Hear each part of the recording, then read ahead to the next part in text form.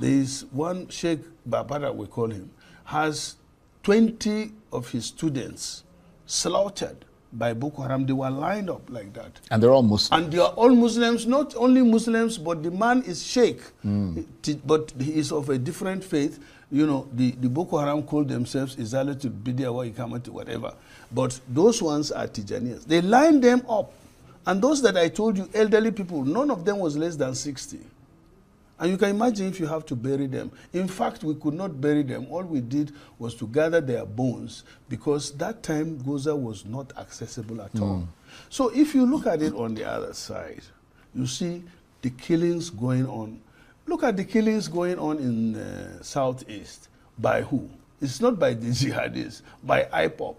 And they're killing who? Christians and Igbos, their own.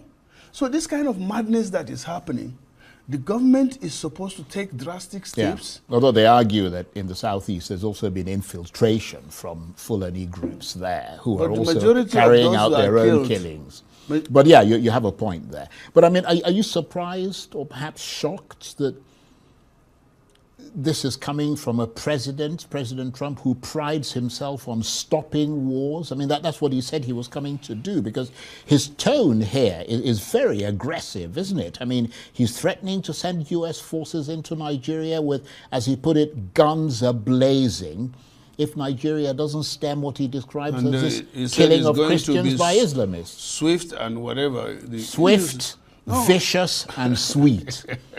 You know, Donald Trump is used to that kind of a thing, and that's why the leadership of Nigerian government also will be tested.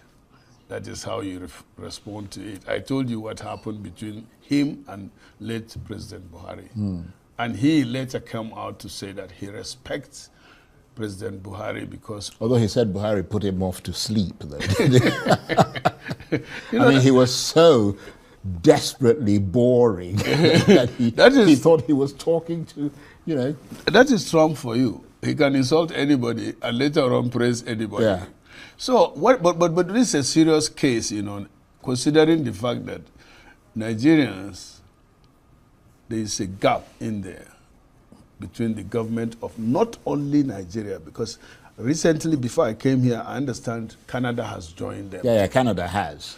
UK in condemning what is going on in Nigeria. No, not in condemning, but believing. Yeah. In fact, the Canadian person who spoke was very explicit. Yeah. About Christian genocide. Yeah. The minority leader there in the Canadian. The UK House of Lords are also bought into this. We don't know what is happening in Germany and others. But you see, if you allow small problem like this to grow up, it can do unrepairable damage. Absolutely. So why don't you avoid that by taking those actions? Like, look, Charles, it's partly the arrogance of power, isn't it? We don't listen to anybody else but this thing ourselves. started in the U.S. Congress, and we have National Assembly here. I told them during the motion, it takes 10 hours to get to US from here. And it takes Mr. President a phone call to ask for audience with Donald Trump.